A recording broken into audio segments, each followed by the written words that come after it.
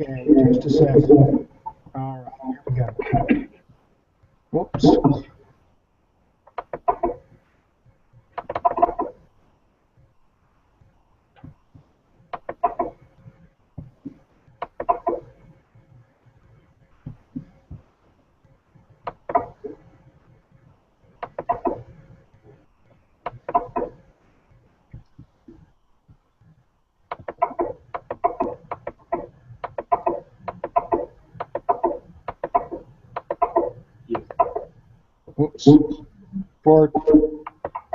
For some reason, it kicked me off. Now we're back.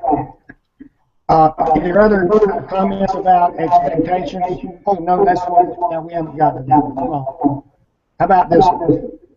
Suzanne Wojtowicz, there are some things that we're required to do as far as health and safety, like CPR training, bloodborne pathogens, trying to think of anaphylaxis, a lot of different health issues that the state requires us to do along the lines. Those just come and go as they mandate. Okay. So developments when they say staff development trainings when they say it's required. Okay. Great. Any others?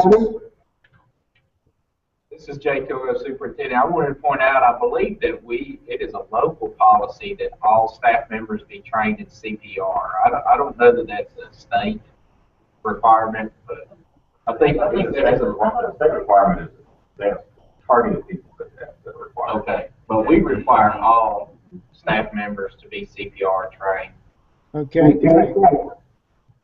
This is Carolyn Wedgeworth. We also have training on how to handle sometimes discipline situations. We use a program called Handle with Care that anybody that deals with children that are having a behavior that we know how to handle them in a professional manner. Is that required? That is required. Yes. Okay. I think it's required through special education. Okay. Any others? All right.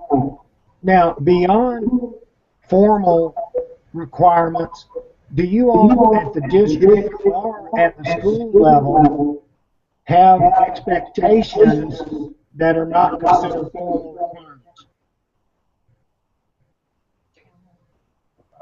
Lenise Solek, I'm the assistant principal at middle school. It may not be a formal requirement, but our teachers attend instructional focus meetings by department and grade level to look at best practices and look into what their teams are for that 6-week period. And each 6 weeks they're meeting to determine what skills they need to cover for that grading period and do planning. Okay. Yes, content, subject, and grade level specific. Okay. And I got a lot out of what Johnny was describing earlier as expectations that are not formal requirements, but what the district expects. Did I interpret that right, Johnny? I'm sure you did. Okay. Any other expectations anyone would like to highlight that are not formal? Yes, this is Roxanne Manuel, Pine Forest Elementary. We also have availability to Region 5 for things like when we have new TICs come out, like we're having new math TICs come out for different grade levels, and that is something that a lot of the campuses will require or suggest that our teachers attend and give them availability to do so. Okay. Good. Any others?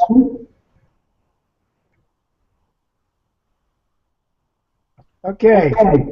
Let's take one at a time. Are there any state or district requirements for beginning teachers?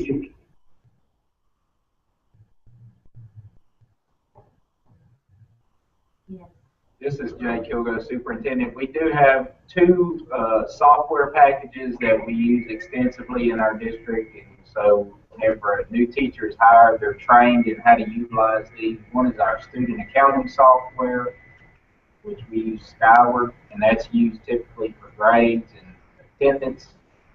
And then we also use a data disaggregation program called Eduforia Aware, which teachers can input grades, benchmark data into, and they are trained in how to use that program also. They also use that for lesson planning.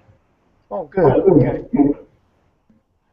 This is Delana Barbe. At the elementary level, our new teachers go through training on Kagan cooperative learning structures, which is an initiative we have at the elementary campuses so that all of our new teachers understand that this is how we do business in our classroom. Well, that's impressive. Any others at the beginning teacher level? How about then for your principals or experienced teachers? Go ahead. This is Roxanne Manuel Forest.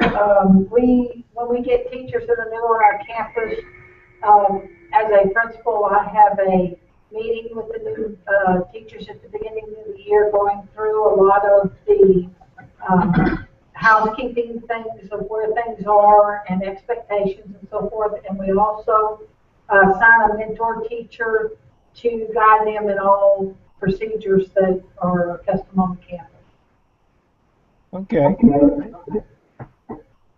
Any others, teachers or principals?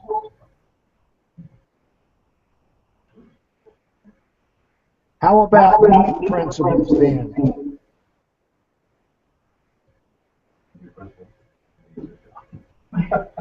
Yes.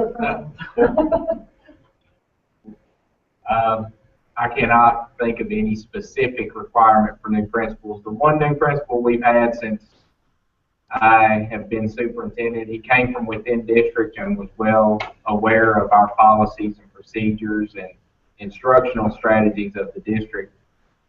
If we were, and I'm sure it's inevitable that we have a new principal, we would specifically be sure that the principal is aware of learning strategies that are important to our district. We made mention of Kagan cooperative learning.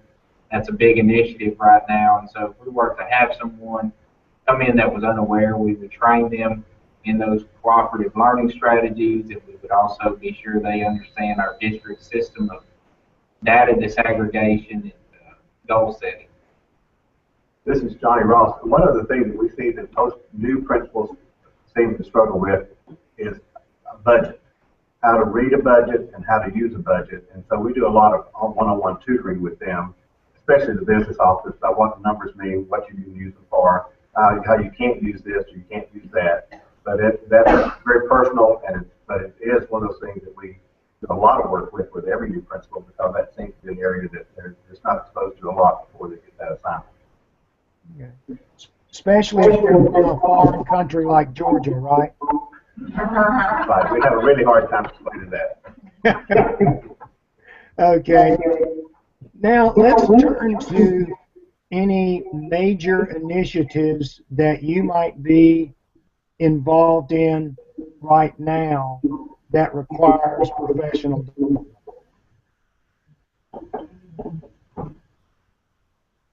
Okay, this is Delana Barbe again, talking about Kagan. And at the elementary level, we have teachers that are going this summer to go through training with the company so they can come back and be trainers for their campuses. We also have teachers that are going this summer to become trained in how to come back and coach their coworkers on how to use these instructional structures in their classroom. Sort of a train the trainer model. Yes, a train the trainer model is going on, and we also are training our administrators at the same time in that model. I bet that's hard to do. I'm sorry, I mean facetious. Any others that you can think of now? We do the same with secondary, which is not. This is Bunny Adams. We are continuing Kagan at the secondary level. We're about a year behind where the elementary is at this point. And we also went through initiatives this past year to really educate ourselves about PLCs. We had our administrators attend a training for PLCs, and also about 25 of our lead teachers at the secondary level. And that is implemented through what Ms. Solick referred to our instructional focus meeting. That's fantastic. I've been in education for over 3 years, and PLC, I think, have become the most impactful practice I've ever experienced. So that's an editorial. Okay, you may not have any of these, but are there any sanctions for people who fail to meet district professional development requirements or expectations? We haven't had any in a long time that didn't meet that expectation. We are pretty aggressive with follow-up and making sure they're in attendance, and there's some specific rules. They cannot use sick days in lieu of professional development, so they realize that, and there's some things that we don't accept as professional development. But we start talking to our people long before summer gets here, which is when most of the professional development that involves their own time. Well, really in their own time. These are contract days that we use for professional development, so they're being paid for that. And so to get out of it, you've got something serious that has to happen. If it's a matter of choosing not to come, then there are consequences because what they're doing is skipping work. And that could lead to loss of pay if that were the case. But most of them really do try to be there and do what they're asked to do. Gotcha. And I expect from what I've heard so far that many of the teachers do not make a distinction between requirements and expectations. Would you say that? Yes, right. Okay. All right. On the other side of that coin, do you have a rewards or recognition program or compensation for engaging in PD?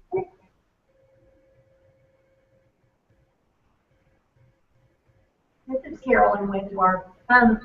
We're not rewarded for going other than what we learn, but our district is really good, especially if it's time that we're spending away from our families, that our travel and hotel expenses, and often the cost of the professional development is covered by our district, so that we are not individually out of pocket for those trainings that the district is encouraging us to attend. Gotcha. Any others? This is Johnny again. I think that I wouldn't know if it's a reward because I'm not the person doing it. But we have some of these people that are becoming trainers, going through that training process and mentors. And so that is quite an honor to be able to do that. When you reach the level that you are training and helping others, that changes kind of why you want to go and what you want to learn and what you want to be able to do when you come back. And so to a degree, that is a real plus. Very seldom, though, is there any financial compensation for going to staff development. It's personal and department or content enrichment for you and your associates. So there's a lot of personal. Yeah. Okay. Suzanne Wittoch, on our teacher appraisal instrument, there's a section that refers to professional development, and I'll just say, get extra points if you do above and beyond what you be required of. So you can have a higher score in your evaluation by participating in additional professional development opportunities. Right. Okay. Chad Van Devner, science teacher. A lot of the rewards are more intrinsic, but a lot of the ones that I go to, I don't know if the science specific, but you come back with technology and other materials that you can use in the classroom and share in the district, so that's great. I didn't catch that last part. Just about the technology or other materials that we could learn or use in the classroom. Yeah. Lab kits or books and other resources. Okay. Anybody else? Okay. Are there any, and this is sort of a subjective thing, do y'all think there are state or district requirements that might be misunderstood? As you see there, either people think there are specific requirements for their art or vice versa. Does that ring any bells?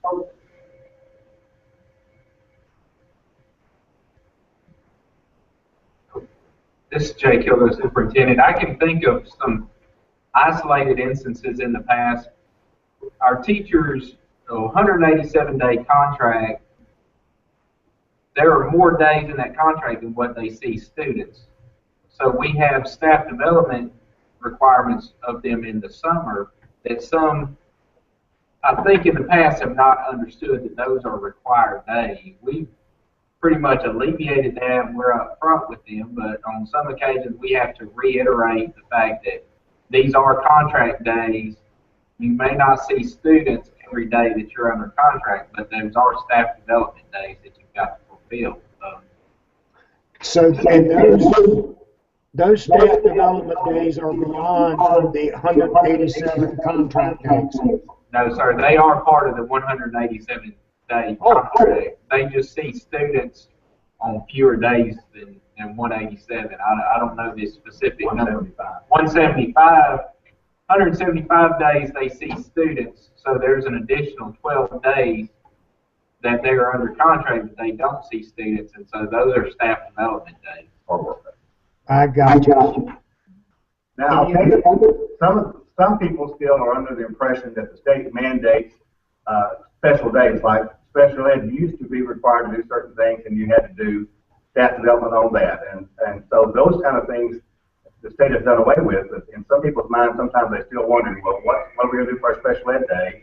Because we used to have to do something, but those are not. Those now it's specific to what our needs are, as opposed to what the state's very little few mandates about what you have to cover during those days. So, Johnny, are you saying there are no specific state mandates now? Oh, the state of Texas is full of mandates. Yes, they're full of mandates. Very rarely do they specify any particular things you have to do that we have to use these days for. Okay.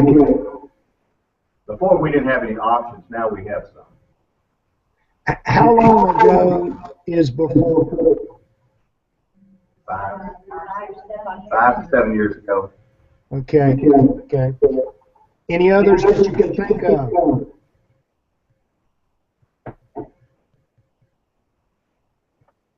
All right.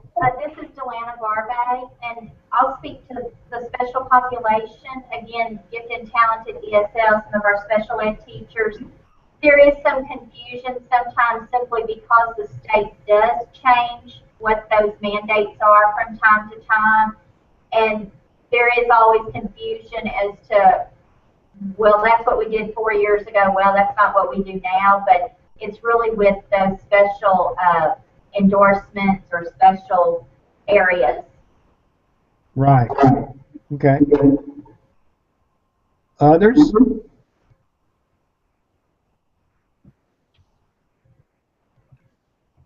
All right. In the context of what we've said so far, do you have any requirements in monitoring or tracking professional development in the state, or do you have any processes for monitoring or tracking it? This is Bunny Adams, and yes, sir, we do. We use our Eduphoria system. We have a module in that system called Workshop.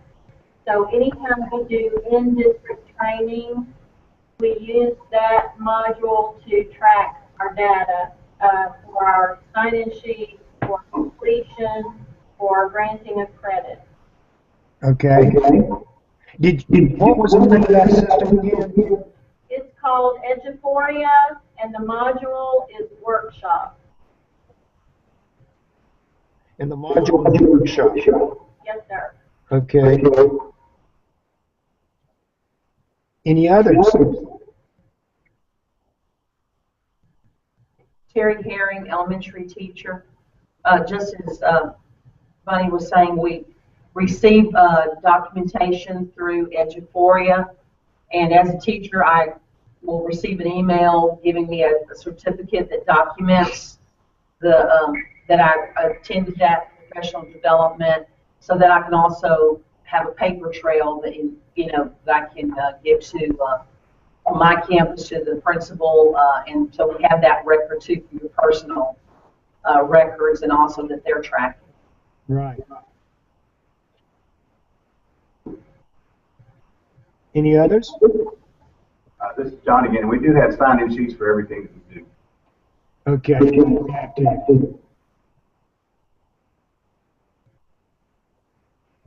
See, this is Bunny Adams again. One other option that we have, and I will say it's not a well-known option at this point, but we hope to develop it more. In Eduphoria, individual teachers have the opportunity to create a portfolio so that they can include their in-district training that's already in Eduphoria, and in addition to that, they can anything that they do out of district, let's say that they go to the regional service center and get credit for that, they can manually go in and add that to their portfolio. Oh, that's neat. It's Yeah. a feature. I hope that does expand. Anyone else?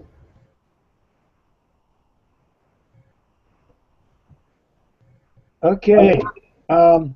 Are there any additional requirements, and I will get to this, expectations that your schools establish beyond the district?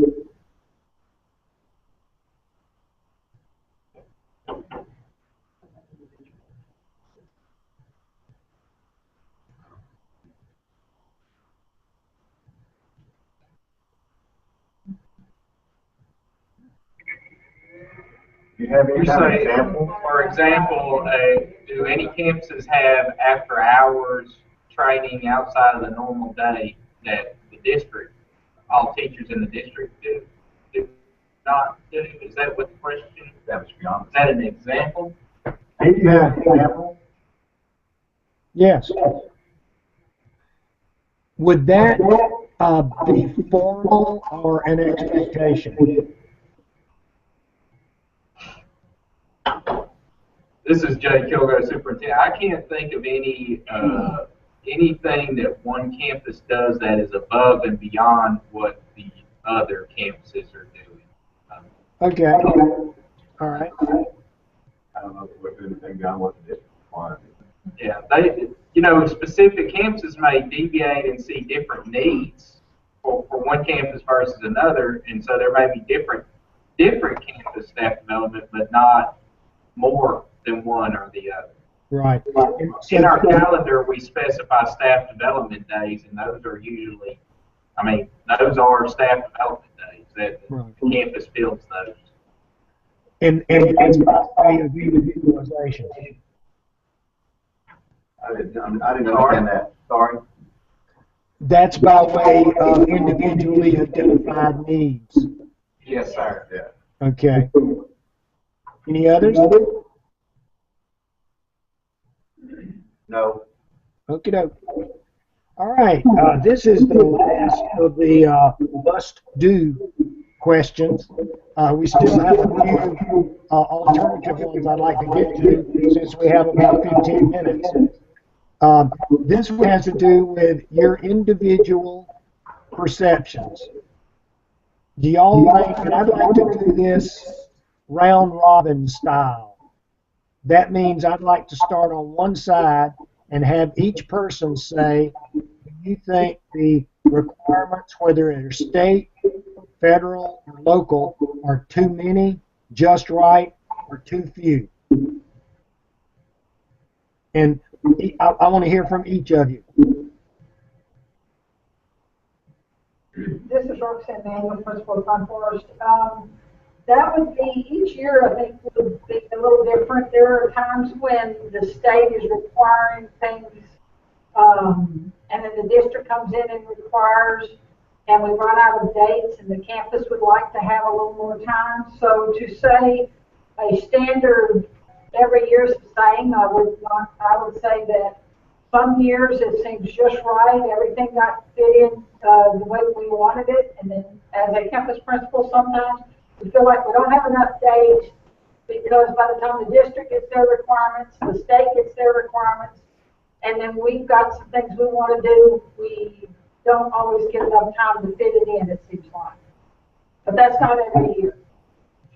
This is Gotcha. Larvae, and I would second what Ms. Manuel was saying, but from more of a district perspective, there are some years that the state is making so many changes to curriculum, to different program areas that we feel very overwhelmed. Then there are some years that it's a perfect mix, and I really can't say we've ever experienced too few.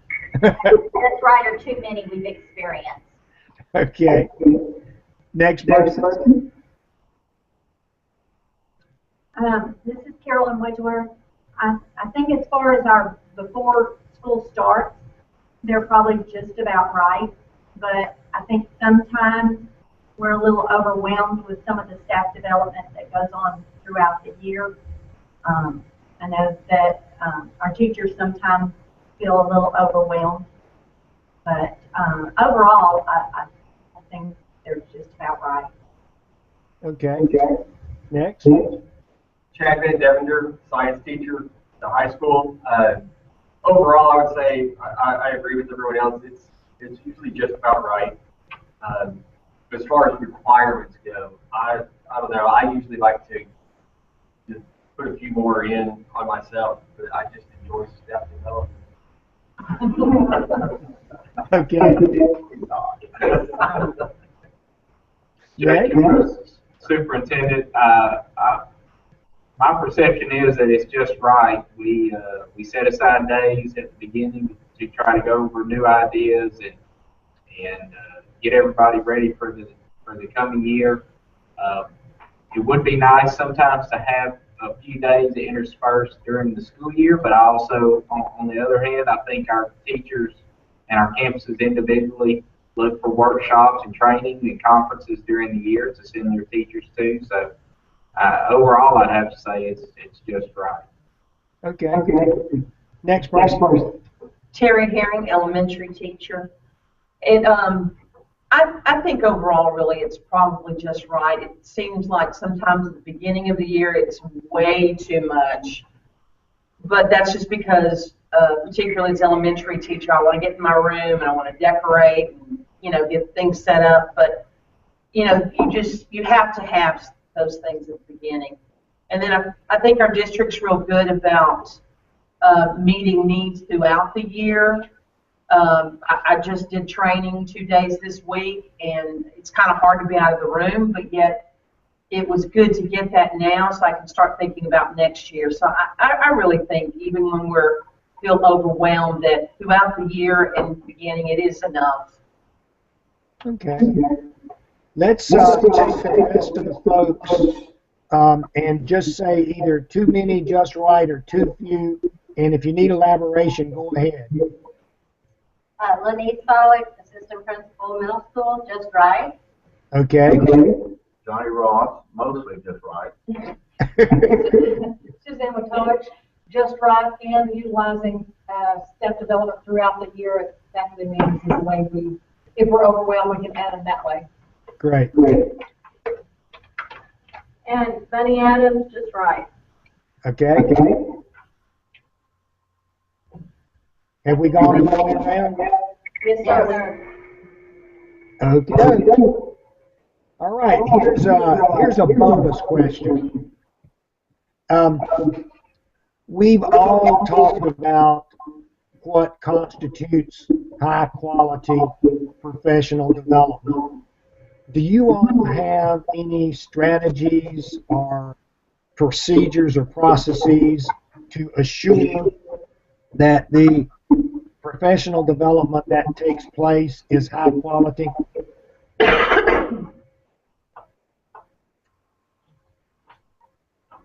Well, we use our service center a lot, and that is understood in the state of Texas that if something comes out of the regional service center, that it meets the criteria of highly qualified. If we go outside of that system, there is a kind of a method that you use to make sure, and folks, those people say that they have met the standard to be highly qualified whenever you invite them to come and do training or you send your people to be trained by them.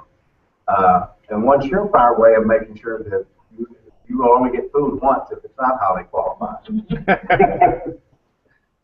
Okay. Other folks? Carrie Herring, elementary teacher. I have not personally ever experienced anything that I would say, wasn't of a high quality, and those who have higher up than me are making good decisions about who they bring in to do training for us. Okay. Anyone else? This is Bunny Adams. I can tell you that beyond our regional service center, I can't think of a time that we've ever brought anyone in that we haven't personally sat through training for them in another venue. And so we make sure when we bring them in that we have had training from them first. Let me ask you this.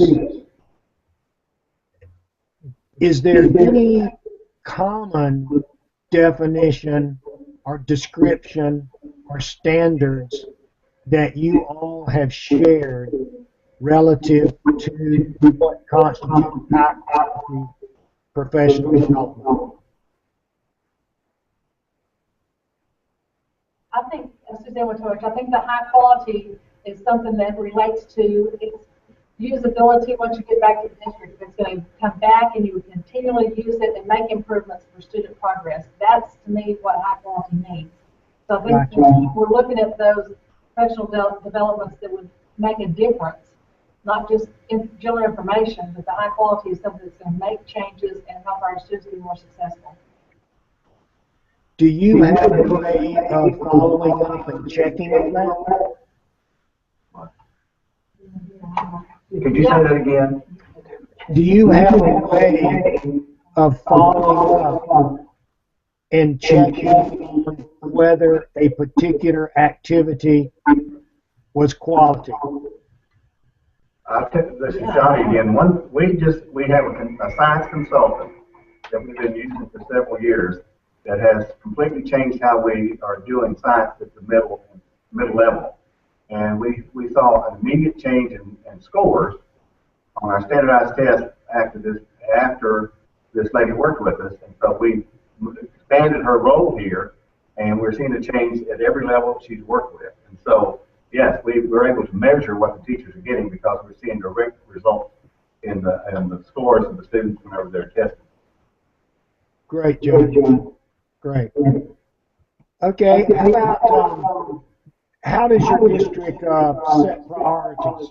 I think you addressed this earlier, but reiterate here, please. Terry Herring, elementary teacher. It's all about being aligned to the TEKS that are going to be on that STAR test and helping me to teach those to the students to prepare them. Okay. This is Jay Kilgo, superintendent. We've, throughout this past year, have created an extensive system of common assessments to where we can monitor during the year and make adjustments as necessary, and the principals use that to meet with teachers. So that also guides professional development. We're not just waiting until the end of the year. Where we see needs during the year, they can make adjustments and engage in professional development activities mid-year based on data we're collecting during the year. Great. Yeah. Is Texas implementing the Common Core? No, sir. It's illegal. Okay, that was unanimous. Okay, last question, guys. What are some of the ways you think professional development could be improved in your district? This is Bunny Adams. One thing that I would like to see us move toward is job-embedded professional development, and just to flesh that out more in our district. Okay, I agree. Others? Jay Kilgo, Superintendent, I would like to see us explore more project-based learning in our district. That's just the concept I would like for us to delve more into. That's all I can think of. Okay, yeah. From my school list of projects that I run more than anything. Others? This is Delana Barbay, and this summer we are trying online staff development for gifted and talented, and we're going to see how that works. Instead of saying this is the one day during your summer that you have to come here and get your professional development, we are saying here is what you have to do, and here's the website, you know, and do it in the privacy of your own home and at your time convenience. Would you like to see that expanded? Yes, I would. If it goes successfully, yes, we'd like to see that expanded. Right. Others? Lenise Solid, assistant principal. I think for my age level, 5th and 6th, or district-wide, I would like to see more professional development, helping teachers integrate content areas. You know, so much of the time they meet with only their content-specific group or grade level, and more integration of skills I think would help students achieve more in our district. Bring Roger Taylor back down. Okay. Anyone else?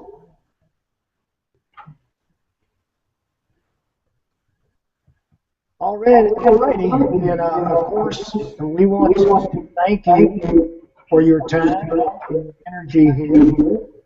And as you note on the slide, you will get a summary report in about 6 weeks, or as soon as I can write it up. And we appreciate your time. Are there any final questions?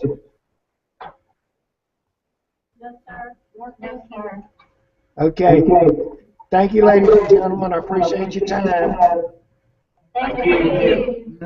Bye-bye now. Steve, are you going to stay online for the next group, or are you going to? Yeah, what, Johnny, here, let me get off of this PowerPoint. Hold on. Here we go. Y'all are wonderful. You did a very good job. Incredible. That was all sold out.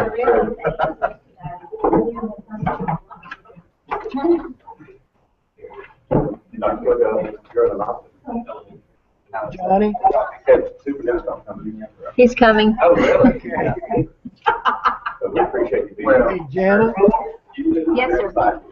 What I think I ought to do is go ahead and send y'all another invitation, like I did for this one, in case the teacher one is the same way as this one was.